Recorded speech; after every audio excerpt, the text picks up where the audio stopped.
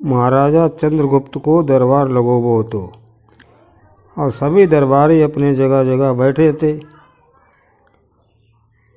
और महामंत्री चाणक्य जो थे वे दरबार की कार्रवाई को चला रहे थे।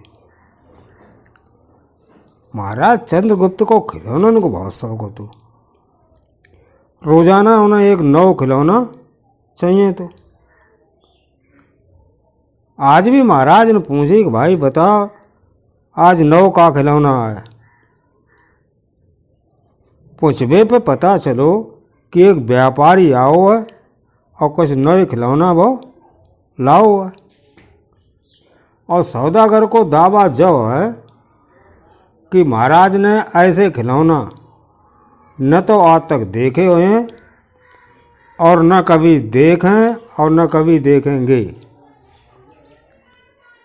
जब बात सुनकर महाराज ने सौदागर को तो बुलावे की आज्ञा दे दी। सौदागर आओ, प्रणाम करो, बैठियो। अब पिटारी में से 3 पुतला निकाले, पुतला महाराज के सामने रख दे और बोलो अन्नदाता ये तीनों पुतला अपने आप में बहुत ज़्यादा विशेष हैं।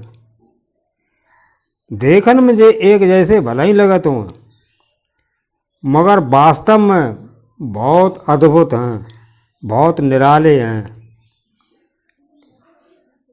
राजा ने की कीमत बता भाई इनकी। तो सौदागर ने तो सो मूल्य बताए वो शुरू करो। बाने की देखो पहले पुतला को जो मूल्य है वो 1 लाख मोहरें है, और जो दूसरों वो पुतला धरो दिखाई दे तो है ना, जाको मूल्य 1000 मोहरें हैं। और तीसरो जो पुतला है बा को मूल्य केवल 1 मोहर।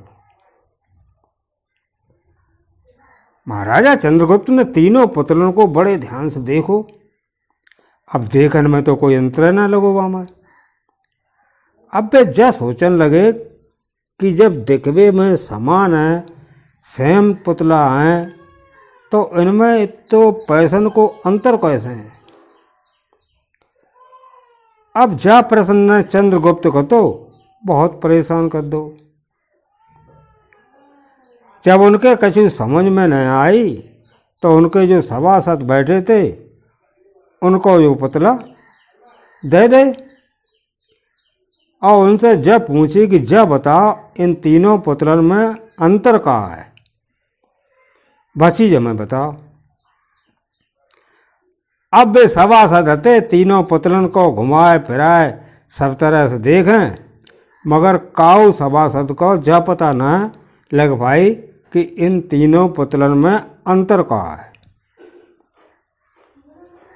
अब जब चंद्रगुप्त ने देखी कि सभी सभासद चुप हैं और को अपने उत्तर ना दे रहो है, कोई जना बता पा रहा है कि ये तीनों पुतलन की कीमत अलग अलग क्यों है, जबकि जो पुतला दिखवे में तो एक समान लग रहे हैं।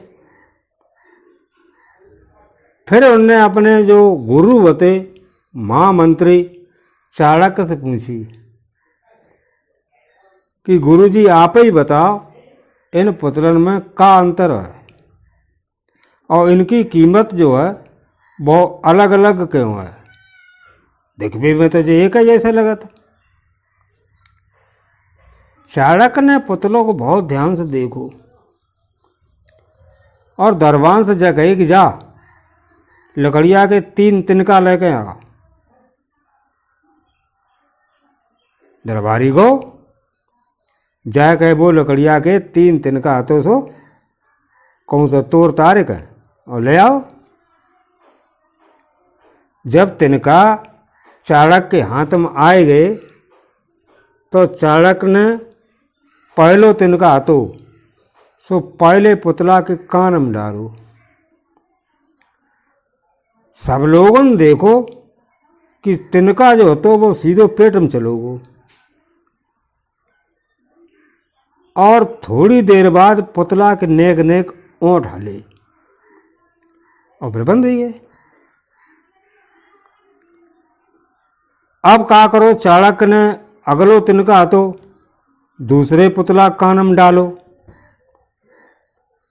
इस बार सबने देखो तिनका दूसरे कान से बाहर आ गया। इन्हीं एक कान में डालो और दूसरे कान से बाहर निकल आओ। और पुतला ना बोलो न बुलाओ, जी को तुम ऐसे ही बनो रहो।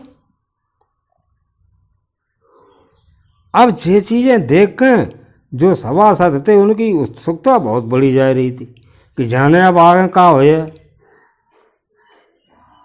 अब चाणक्य ने तीसरो तिनका जो तो वो तीसरे पुतला के कान में डालो। सबने फिर देखो तिनका पुतले के मुंह से बाहर आ गया। अब कान में डालो और पुतला को जो तिनका तो सुबह पुतला के मुंह में निकल आओ। और पुतला का मुंह तो एकदम खुलियो। अब पुतला का होत बराबर हिला है, लिपटो खूब हिला है, जैसे कछ कहबो चाहतो। चंद्रगुप्त ने पूछी कि गुरुजी जब बात कहा है, अब आप जतो बताइए दे इनको मूल अलग अलग काय को है। तब चाणक्य ने महाराजा चंद्रगुप्त को जवाब दो, हे राजन, चरित्रवान सदा सुनी सुनाई बातों को अपने ही तक राखत है और उनकी पुष्टि करने के बाद ही अपना मुंह खोलते हैं। सुनी सुनाई बातें जो हैं वे जब तक पुष्टि ना हो जाए उनकी, तब तक वे अपना मुंह ना खोलते। जब उनकी मानता है, पहले पुतला से हमें जय ज्ञान मिलता है और यही कारण है कि इसके पुतले का मूल्य 1,00,000 मोहरें है। आगे चाणक्य ने कहबो शुरू करो। कछु लोग ऐसे होते हैं जो अपने मगन रात हर बात को अनसुनो कर देते। उन्हें अपनी वाहवाह से की कोई इच्छा नहीं होती है। ऐसे लोग कभी किसी को हानि नहीं पहुंचाते। दूसरे पुतले से हमें यही ज्ञान मिलता है और यही कारण है कि जब पुतला को मूल्य जो है वो 1,000 मोहरें है। अब कुछ लोग ऐसे होते हैं दुनिया में जो कान के बिल्कुल कच्चे होते और पेट के हल्के होते। कोई बात सुनी ना है कि सारी दुनिया में शोर मचाए दो। इन्हें सूच और झूठ और सस्ते तो कोई मतलब है ना है, बस इन्हें मुँह खुलवे से मतलब है। और ऐसा ही से जब तीसरे पुतला को जो मूल्य है वो है 1 मोहर। तो किस्सा खत्म भाई। किस्सा पूरा सुनने के लिए आप सब लोगों को बहुत बहुत धन्यवाद। और जाते जाते प्लीज़ सब्सक्राइब जरूर करते जाइए।